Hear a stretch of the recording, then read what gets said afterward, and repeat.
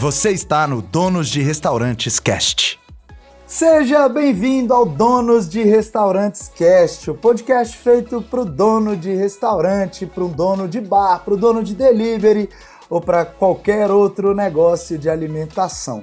Hoje eu tenho um convidado que eu estava louco para trazer aqui para que vocês também pudessem conhecer. Meu amigo Léo Marigo está aqui hoje e vai bater um papo com a gente. Seja muito bem-vindo, Léo. Obrigado, Mariane. É um prazer estar aqui também. Falar com outros empreendedores é sempre gratificante. A gente trocar esses ensinamentos aí que a vida como empreendedor passa pra gente é sempre muito bom, né? Fazer essa troca, acho que é uma parte importante da nossa vida. O Léo é um premiado dono de restaurante, um empresário aí que já recebeu várias premiações aí, mas nem tudo foram flores, e a gente vai contar um pouco dessa história aqui, porque algumas pessoas, Léo, veem aquela estrela Michelin estampada lá no seu restaurante, uma coisa sonhada por muitos e muitos chefes, que inclusive merecem essa estrela, mas que por algum acaso, por algum percalço ali, acaba não conquistando essa premiação. Mas atrás dessa estrela tem muito suor, tem muito trabalho, tem muita dedicação, né?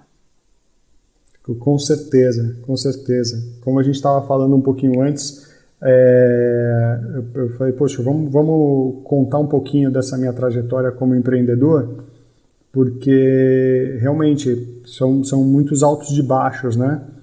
Agora já são um pouco mais de 20 anos trabalhando com a gastronomia e nesse percurso todo nem tudo foram flores, né? Nem sempre. Então a gente acaba tentando passar um pouco dessas coisas que aconteceram como ensinamento para os amigos aí, empreendedores. Que legal, Léo. Se apresenta então para o pessoal, fala um pouquinho de qual cidade você atua, o nome do seu restaurante. As pessoas já estão loucas aqui para te conhecer. Vamos lá, eu sou Léo Marigo, eu sou de São Paulo, capital. Atualmente eu trabalho com consultoria em gastronomia e tenho alguns restaurantes que eu criei e que hoje eu continuo sócio. Não atuo mais na operação da maioria deles, mas continuo como consultor, né, como sócio e consultor. Então, eu tenho aqui em São Paulo o Rendezvous, que é um bistrô.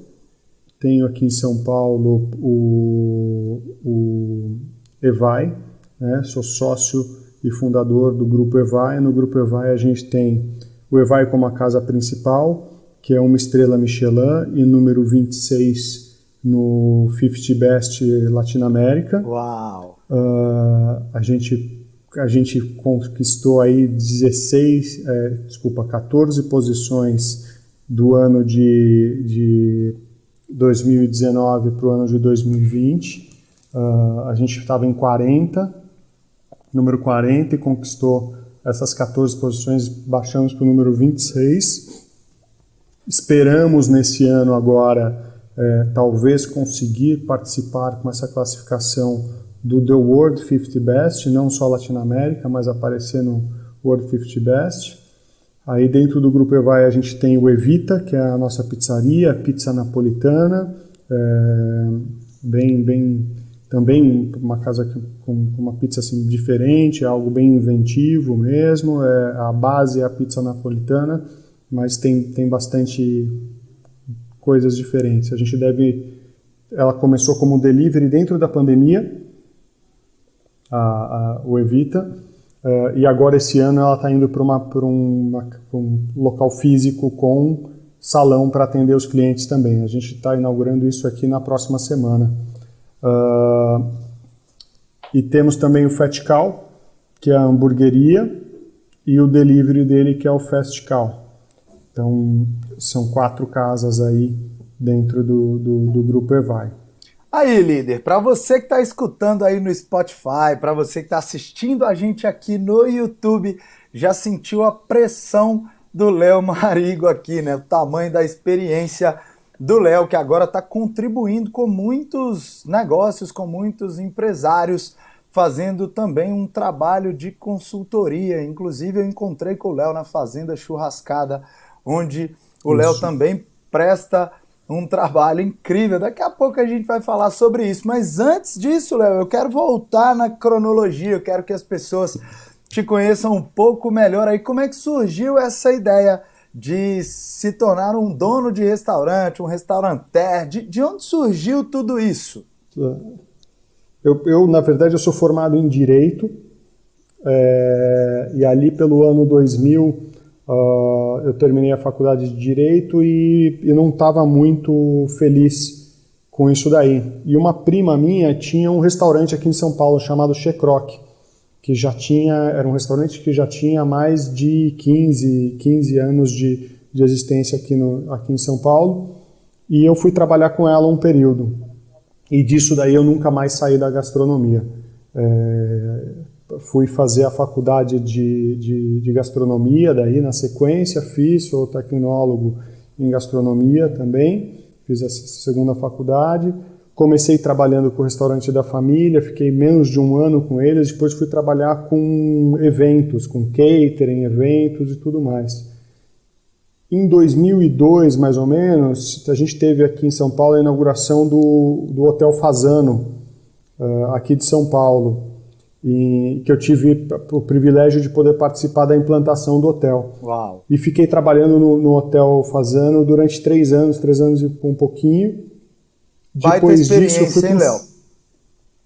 Para quem conhece o Fasano aí, sem dúvida nenhuma, uma das maiores referências aí que a gente tem no Brasil. O Fasano dispensa comentários. Deve ter sido uma experiência incrível, né? Ali eu entendi o que é padrão, sabe? O que é luxo, o que é padrão de atendimento, o que é padrão no que você serve para o cliente. Foi um aprendizado muito grande. E acabei me envolvendo também bastante na parte de hospedagem do hotel, na parte da hotelaria também, porque tem uma história meio engraçada, né? Eu meio moleque, entrando no hotel como atendente, né, para ganhar experiência, para participar dessa implantação, me joguei lá, estava ainda fazendo a faculdade de gastronomia, então o que viesse era lucro, né, estava aprendendo, né. E aí, num certo momento, o cara que era diretor de A&B chegou para mim e falou assim: Léo, tem uma proposta para fazer para você. Surgiu uma vaga de supervisor turnã no hotel. Daí eu falei, e o salário é tanto. Eu falei, porra, pensei na minha cabeça, né? Tem supervisor no nome da vaga. Tem um nome que eu não sei o que é, mas é em inglês e parece ser bacana. E o salário é melhor? Eu não vou nem perguntar o que é, eu vou topar. Aí eu topei. Aí só depois que eu fui descobrir que eu ia fazer a folga de todos os supervisores da parte de A&B do hotel. Uau. Então eu tinha dia que eu entrava lá às 6 e pouco da manhã, tinha dia que eu entrava às 4 da tarde, tinha dia que eu entrava às 11 da noite e saía às 6 e pouco da manhã, e cada hora num setor diferente. Um dia era no room service, o outro dia era no restaurante Fasano, outro dia era no café da manhã, outro dia no chinelo. No final das contas, eu passei... baita oportunidade que você acabou tendo, né, Léo? Talvez se você tivesse buscado essa oportunidade, talvez se você tivesse pensado que era isso que você queria fazer, talvez não tinha alcançado. Não, foi mais sorte que juízo, né? Foi muito mais sorte que juízo, a gente fala. Porque no final eu acabei passando 2 anos e pouco fazendo isso dentro do hotel e aprendi pra caramba. Tanto que eu saindo de lá, um cliente do hotel, que já era habitué no hotel, e eu não sabia o que ele fazia, nada, mas em diversos momentos eu atendi ele dentro do hotel, né? durante esses 2 anos, me convidou, falou, Léo, eu tenho um hotel em Santa Catarina que eu gostaria que você viesse conhecer. A gente está buscando a chancela do Relais Château, que é uma chancela super importante para a hotelaria, né? Como se fosse um Michelin da hotelaria, o Relais Château. E eu acho que o meu atendimento não está bom ainda, então eu queria que você fosse lá conhecer, eu quero te fazer uma proposta. Eu fui para lá conhecer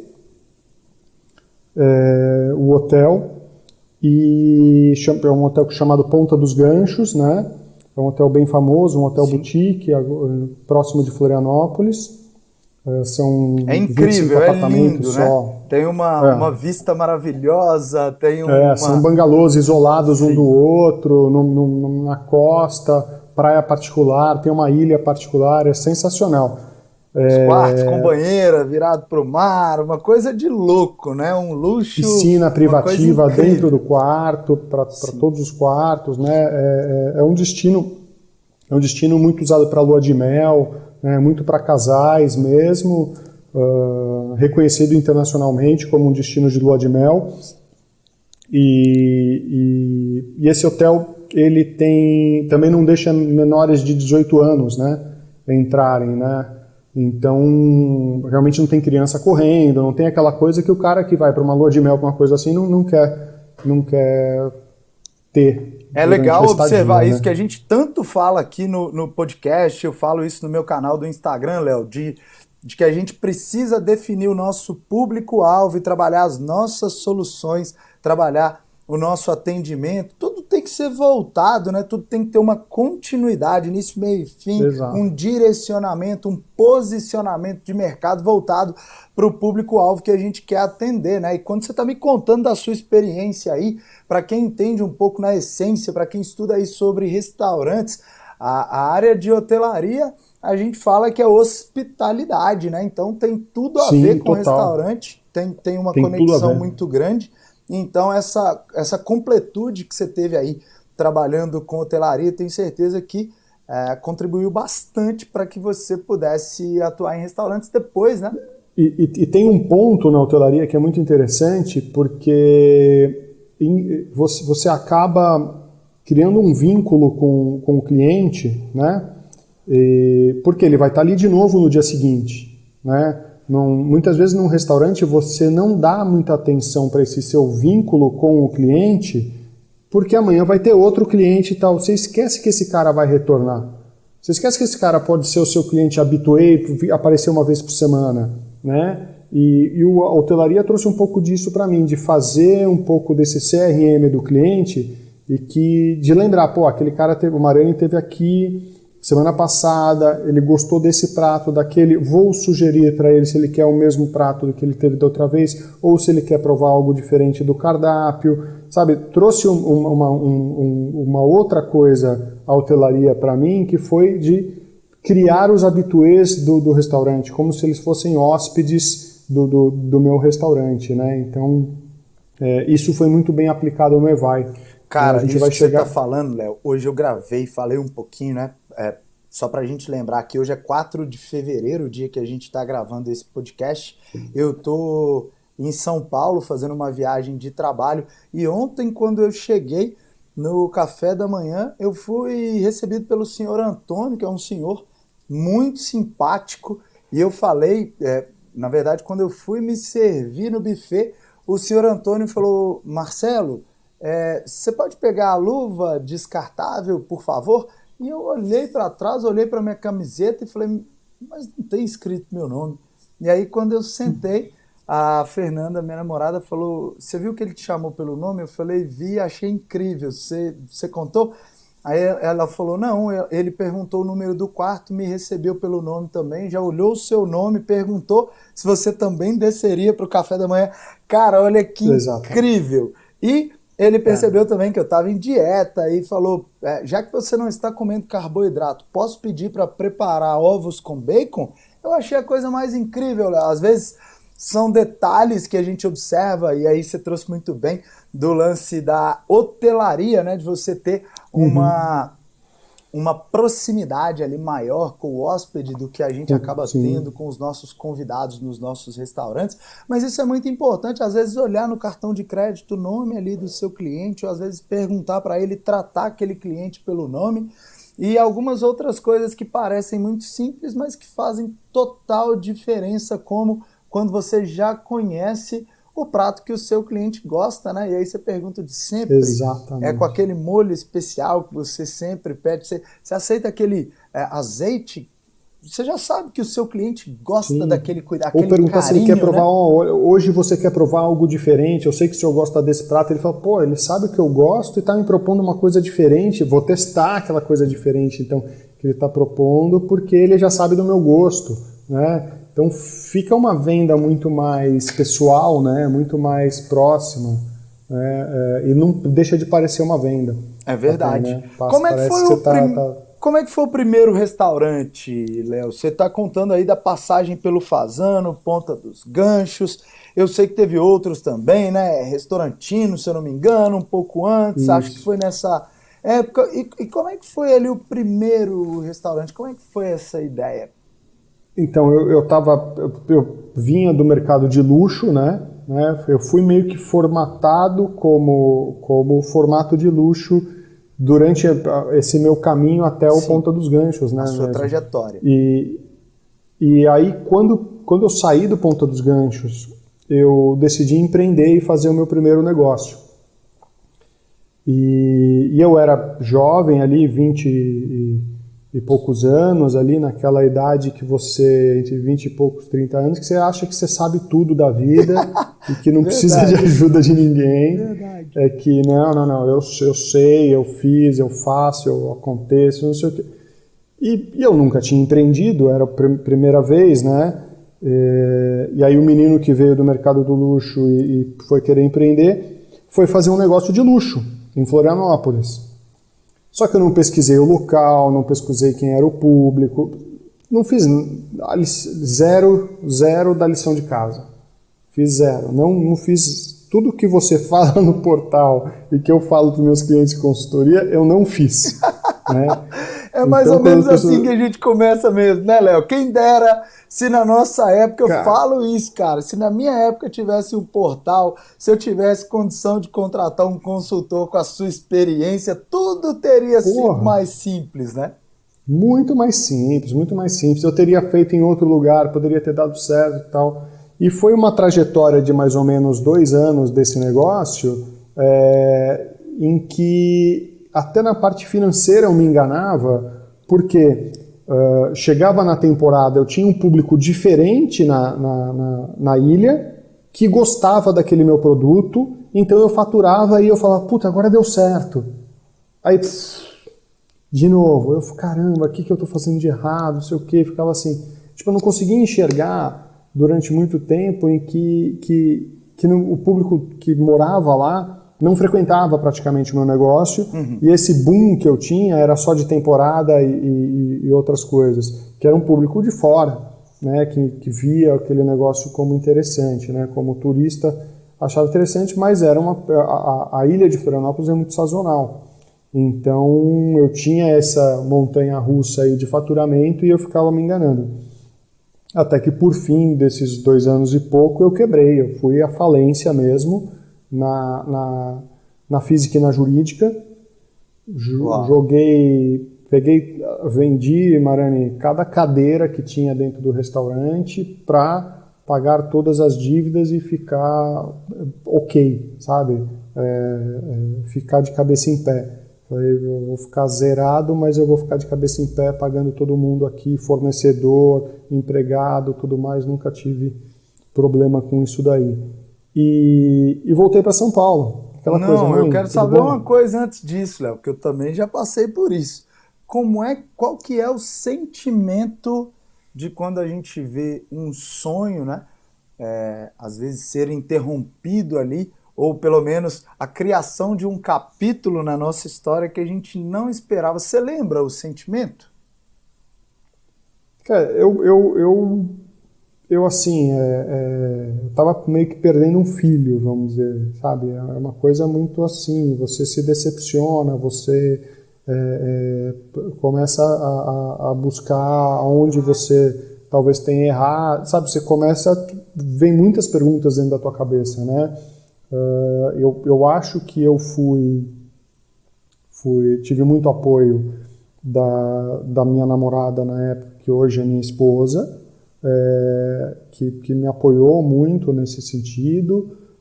Eu acho que a gente conseguiu compreender muito bem o que aconteceu, e para mim o mais importante disso tudo foram todas as lições que eu consegui assimilar disso. Eu consegui absorver isso muito bem no final das contas, e trazer isso como ensinamento. Então, eu já sei o que eu não posso fazer, né? Eu já sei o que eu devo fazer para não acontecer isso de novo, né? Então, eu não vou ser burro bastante para ficar repetindo os mesmos erros, né? Então, assimilar isso, né? Digerir esse acontecimento foi um período muito importante para mim. E aí voltei para São Paulo, realmente com uma mão na frente e outra atrás, pedindo para o quarto de costura da minha mãe para voltar a ser meu quarto por um tempo. A minha esposa também junto comigo foi um apoio muito importante, porque a gente já chegou aqui em São Paulo caindo para cima, trabalhando, aceitando praticamente cada um na sua área o emprego que aparecesse. Em menos de 6 meses, em 3, 4 meses, eu já saí da casa dos meus pais, já consegui alugar um apartamento pra gente. Líder, eu não sei em qual momento você está agora. Falei com o Léo aqui um pouco antes da gente entrar, que a gente tem ouvintes do nosso podcast que faturam desde R$10.000 até alguns milhões de reais por mês. Mas o Léo está contando aqui uma história que me emociona bastante, porque eu lembro também do meu momento de dificuldade, do momento que eu também precisei vender tudo. No meu caso, não comprometeu a minha pessoa física por algum momento, mas eu lembro que me desestruturou totalmente emocionalmente. Eu sofri muito com isso. O Léo está contando, o Léo está trazendo uma parte incrível para a gente aqui, né? Que é de sabedoria, que é mergulhar dentro de você mesmo e tentar entender. Exatamente. Não o que te levou a passar por aquilo no sentimento de fracasso, de derrota, nada disso. O que eu posso aprender com tudo que eu estou passando para que eu possa evoluir e para que essa experiência seja algo que venha me engrandecer. Então eu realmente fiquei emocionado aqui com essa parte que o Léo está contando, porque você pode estar passando algo parecido com isso e às vezes olhando para o céu e perguntando: meu Deus, por que comigo? Por que outras pessoas estão indo bem durante essa dificuldade, essa crise, esses obstáculos, e eu não estou performando, eu não estou tendo resultados tão bons? E às vezes a gente quer antecipar alguns capítulos que estão para vir, né, Léo? Mais ou menos isso, né? Qual era a frase que você ia dizer? Que às vezes a gente está tão... na verdade, é uma associação. Às vezes você está nadando ali, né? Como a gente fala em restaurante sempre do nadando, você mergulha a cabeça dentro d'água e você só dá abraçada, né? Mas muitas vezes você tem que dar um passo para trás, parar, tirar a cabeça para fora da água e analisar o negócio como um todo, né? Tipo, não pontos específicos, tirar a cabeça para fora da água, olhar o todo, né? E respirar. Às vezes até fechar a porta, fecha a porta hoje, vamos então analisar o que está acontecendo aqui, sabe? Para realmente, porque quando você está naquele vórtex de faz isso, faz aquilo, faz isso, faz aquilo, faz aquilo, às vezes você não consegue enxergar o todo. E esse é um momento mais importante. Eu só consegui olhar o todo quando eu quebrei. Quando parou tudo. Foi que aí eu consegui, falei, caraca, como é que eu não vi que isso estava acontecendo? Por que eu não tirei a cabeça para fora da água antes? É quase como quando a gente está assistindo uma televisão e a gente está muito perto da tela, né? Às vezes a gente precisa chegar um pouco para trás, dar 2, 3, 4, 5 passos para conseguir enxergar o todo, porque aquela visão está embaçada, como você falou aqui, você está imerso e não sabe o que está acontecendo, de repente é preciso parar, respirar, entender o que está acontecendo para que a gente possa tomar decisão, né? Exato, exato. E aí, depois nessa volta para São Paulo, eu comecei a reconectar as pessoas que eu conhecia aqui de restaurante e buscar, me oferecendo para trabalhar, né? E um dos trabalhos que apareceu, dos primeiros trabalhos que apareceu, foi uma consultoria para um restaurante que não estava com problemas de atendimento e tudo mais. E eu fui para ele. E nisso eu comecei a perceber que eu conseguia aplicar o que eu tinha aprendido de falhas minhas dentro do negócio do outro, que eu conseguia enxergar o todo, porque eu não estava mergulhado no negócio como consultor, e fazia acontecer. Passei um período de mais ou menos 3 anos aqui em São Paulo com consultorias, abrindo negócio para outras pessoas, né? Até que no momento que chegou o Evai na minha mão, a estrutura física do Evai chegou na minha mão e não existia, era um outro restaurante que funcionava lá, e aí veio a oportunidade, Léo, ó, tá aqui o negócio, a chave do carro tá aqui, você quer guiar esse negócio aqui, ó, tá aqui, a estrutura tá aqui, tá pronta, é um ativo que está funcionando já, mas não está dando certo e tal. E aí foi quando eu fui entrar como sócio no Evai, né? Então eu tive ali a oportunidade, né, de aplicar o que fazem, caraca, agora eu vou fazer direito. Então vamos aplicar as coisas que eu trouxe, né, na minha bagagem Que até agora, vamos abrir essa cara, mala, que vamos abrir essa fantástico. mala e começar a aplicar, e tipo, poder fazer do zero, sabe? Fazer do zero de novo, né? Então aí eu chamei o Luiz Felipe, que já conhecia ele aqui em São Paulo, a gente já tinha uma certa amizade, como chefe de cozinha, desenvolvemos as ideias juntas do que seria do Evai, né? Falei, Luiz, o que você quer cozinhar, o que eu acho que deve ser o serviço, né? A gente fez um mix de tudo isso, fundiu a cabeça nossa ali para fazer isso, fez uma fusão do que ele pensava daqui, que ele pensava lá. Tinha muita coisa que a gente pensava muito parecido, né?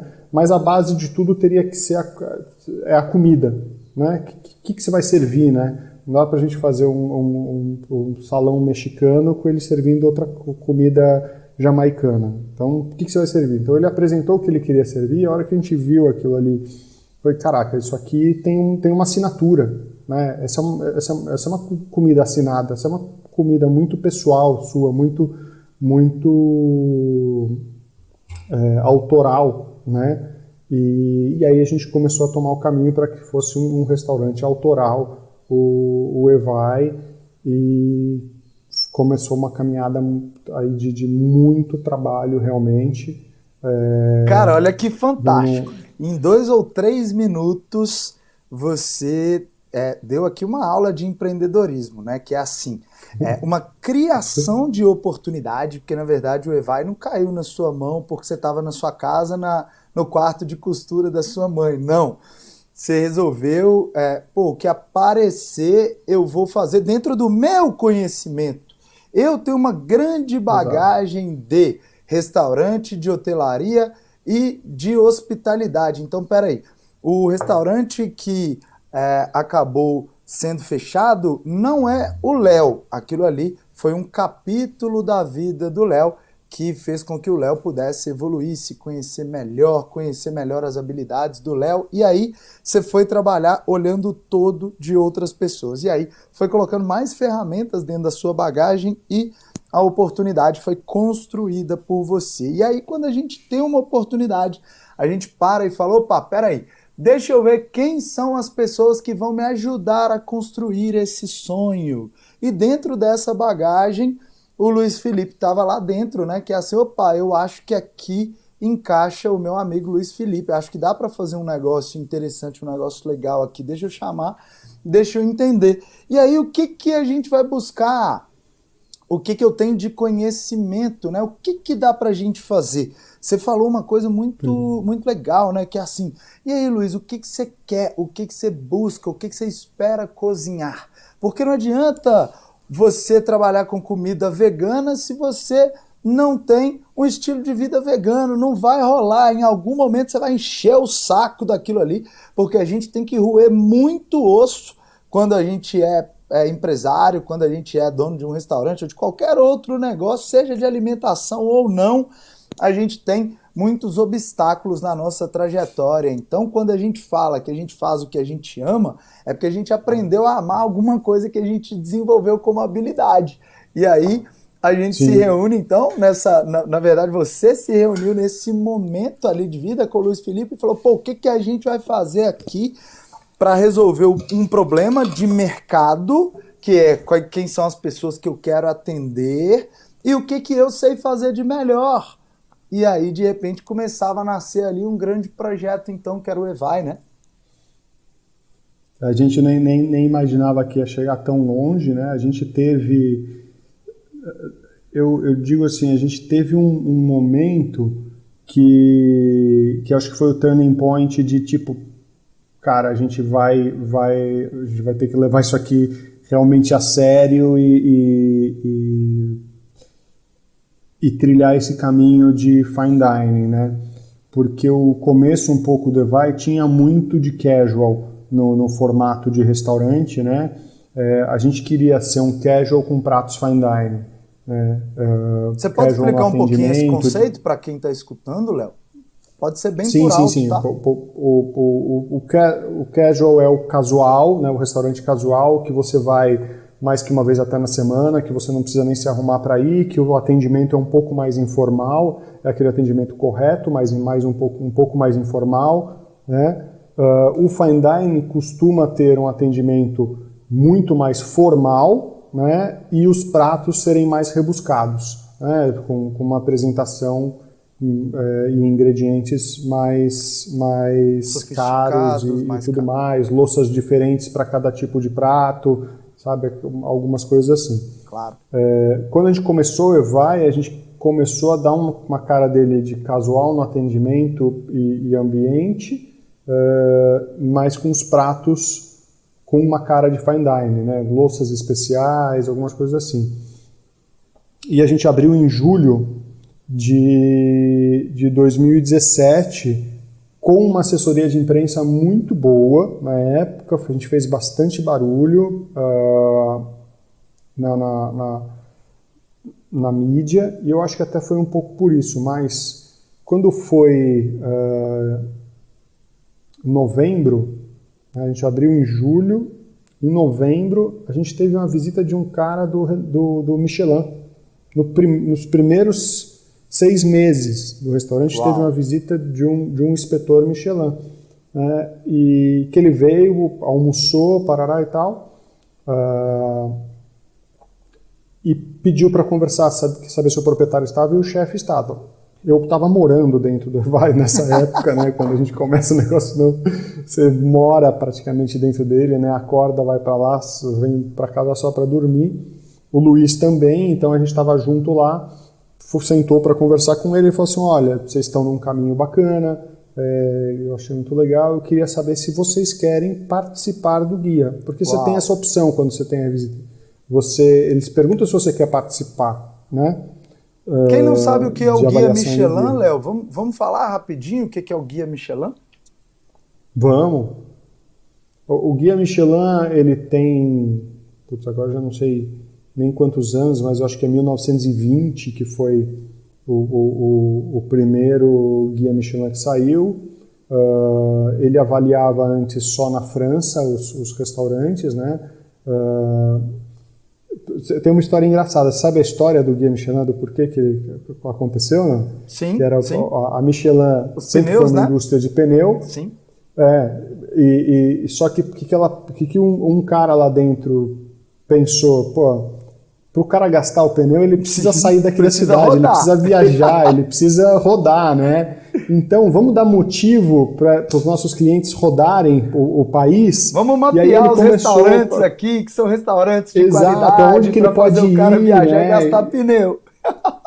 E gastar pneu. Começou assim, né?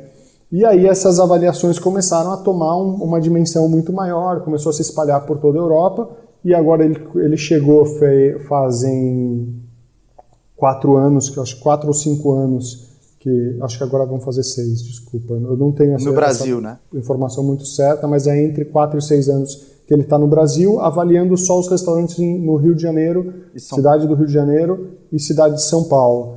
Pretendem expandir um pouco mais depois pelo Brasil, mas ainda não tem previsão disso, né? Não são todas as cidades que ele atende no Alguns, mundo. muito poucos restaurantes premiados, né, Léo? No Brasil, são menos de 100, Exato. acho que 60, 80, alguma coisa assim, né? Sim, né? Entre Rio e São Paulo, eu acho que estrela Michelin a gente tem menos de 20, né? Pensando que a gente tem entre Rio e São Paulo milhares de restaurantes, né? Então a gente foi escolhido entre milhares. E aí como é que eles funcionam? Eles mandam um inspetor que não é um jornalista, não é alguém conhecido aqui do local, normalmente é um estrangeiro que vem, ele faz a reserva no restaurante, ele tem a refeição dele, ele paga tudo e muitas vezes você nem sabe que ele esteve lá. Sim. Você desconfia porque veio aquele gringo lá e tal. Não sabe direito as regras também, é... né? Eles falam muito de qualidade dos ingredientes, técnica de preparo, personalidade do restaurante, mas a grande verdade é que essas regras não são explícitas e, como você falou, não tem data para agendamento, você não sabe que você está sendo avaliado, ele pode avaliar ali desde a toalha que o seu restaurante usa, se usar toalha, lógico, até a louça, a cerâmica, a forma de atendimento. A grande verdade é que é um mistério como eles avaliam. Inclusive, tem uma série de questionamentos sobre isso, né? Não, uma coisa que eles falam muito é que você tem que se manter no mesmo nível como restaurante, né? Porque o avaliador muitas vezes vem 2 vezes no ano e avaliadores diferentes. E a experiência que o Marani tem no EVAI tem que ser igual a do José não sei o que foi o outro avaliador que veio. Se a hora que chega para o guia a experiência do Marani e o outro, e tem uma coisa completamente desconexa... Uma discrepância, É uma discrepância que não é a mesma experiência como restaurante, também conta muito. Então, você manter uma regularidade é muito importante nisso. Que foi o que você contou, que você aprendeu lá no Fazano, né? Exatamente. E tanto toda a aplicação que a gente faz da questão de hotelaria, que eu falei também, né? A gente, desde a reserva, a gente começa a tirar um pouco de informações sobre o cliente, né? Desde se é uma data especial, se tem alguma restrição alimentar entre as pessoas que estão lá para que a gente possa fazer algo especial, né?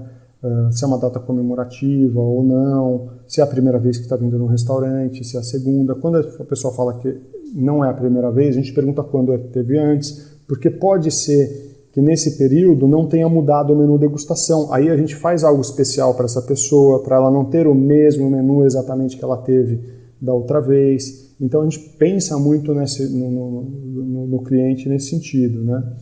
E dentro de todo esse trabalho que foi feito com... Cara, isso que você está contando é muito importante. Muita gente que está nos escutando aqui agora pode não ter um restaurante mais sofisticado, um restaurante que talvez não permita que ela conheça mais sobre a reserva ou outras coisas mais. Talvez eles nem tenham know-how para fazer isso, mas fica aqui um grande insight que é entender o seu cliente, entender se é a primeira vez, perguntar se o cliente chegou no seu restaurante é a primeira vez que você está aqui com a gente, porque se for a primeira vez, já dispensa uma série de observações que você tem que fazer, de apresentações. Não, e o garçom, mas se for a primeira vez, é legal falar ali qual que é o carro-chefe da casa, por que seu restaurante é reconhecido, o que você pode sugerir para aquela pessoa entender um pouquinho mais se ele tem restrição alimentar ou qualquer coisa assim.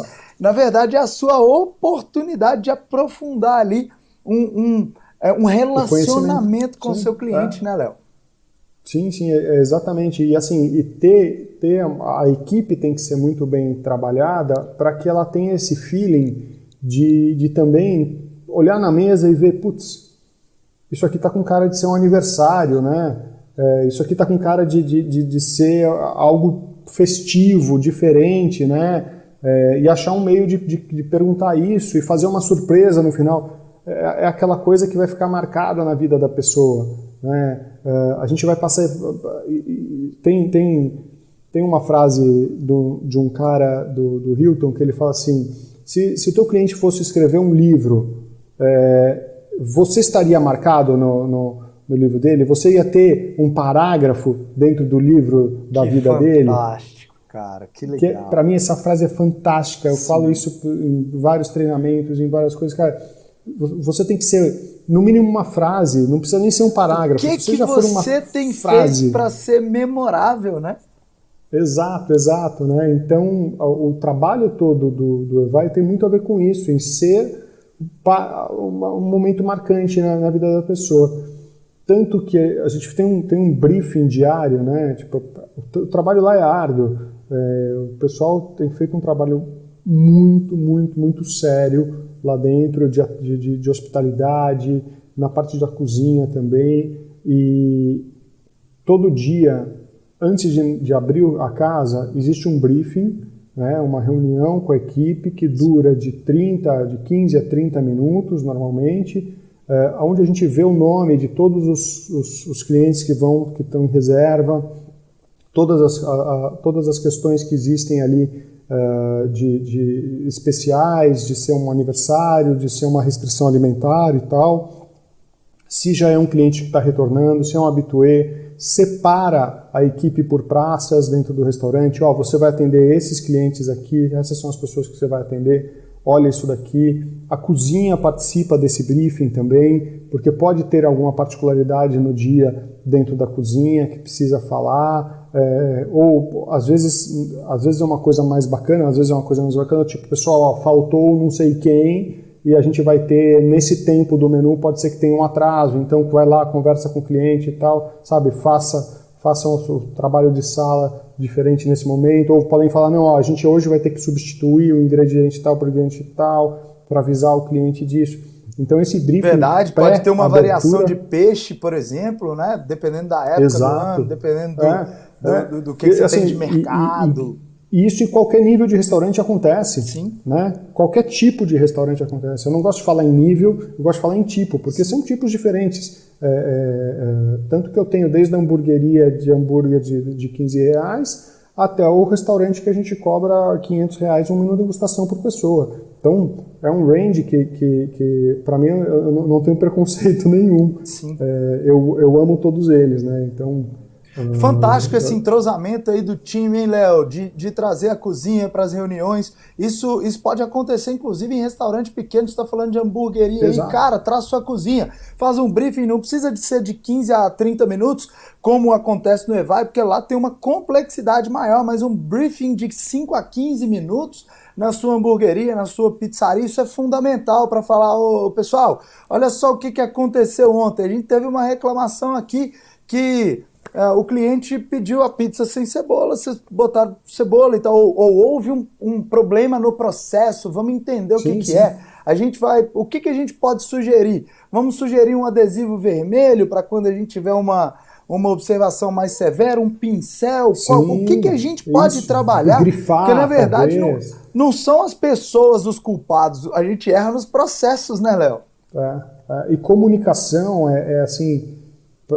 Para mim, restaurante é processo e comunicação, são os dois pilares do restaurante. Processo, tem o processo bem definido, beleza. Tem uma comunicação que acontece, que a informação circula entre todos, já é uma base fodida para você conseguir, uma base incrível para você conseguir o sucesso com o teu restaurante, né? E a gente está falando aqui de pessoas o tempo inteiro, né? Por isso que quando alguns donos de restaurantes me falam, Marani, minha comida é boa, Marani, eu tenho tudo para... Meu problema são as pessoas. E aí eu falo com todo mundo.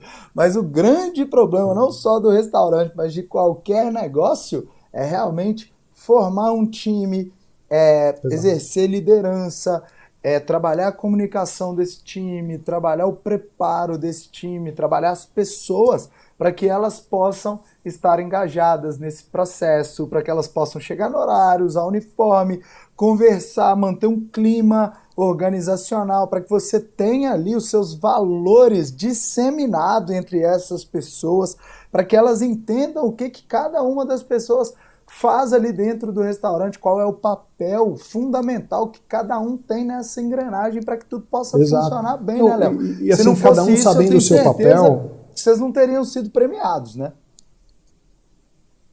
Essa questão, assim, e todo mundo sabendo qual que é o seu papel, fica muito mais fácil de você chegar depois de ter uma conversa com o teu funcionário e falar assim, amigão, esse era o teu papel, por que você não está cumprindo ele?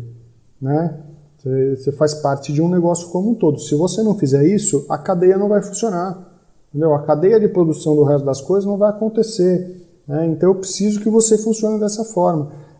Comunicação, para mim, para mim, formação de equipe exige comunicação. Se o líder que estiver ali não for comunicativo, não estiver presente, não conversar sempre, e assim, o conversar que eu digo não é ficar escutando reclamação e choro, todo mundo tem problema, amigão, todo mundo tem problema, vamos falar da porta para dentro aqui, né? Como é que a gente pode resolver? Né? Se o seu problema lá de fora está te atrapalhando aqui, o que eu posso fazer para que ele não te atrapalhe aqui? Mudar o seu horário de trabalho, você precisa ganhar mais, você precisa então não fazer cagada, você precisa melhorar o seu trabalho aqui, que aí eu vou poder te dar a oportunidade. Então acho que comunicação é o fluxo para você ter uma equipe. Eu vejo o turnover acontecendo nos restaurantes muitas vezes, em muitas equipes, um turnover alto, e aí eu acabo identificando que eles têm um líder fechado. Sim. Que não se comunica muito com a equipe. Sim. Entendeu? Então que ele não entende qual que é a dor da equipe, o que está rolando. Às vezes o cara vai embora porque ele acha que está faltando material de trabalho para ele. Sim. Tá, putz, eu tenho que, sei lá...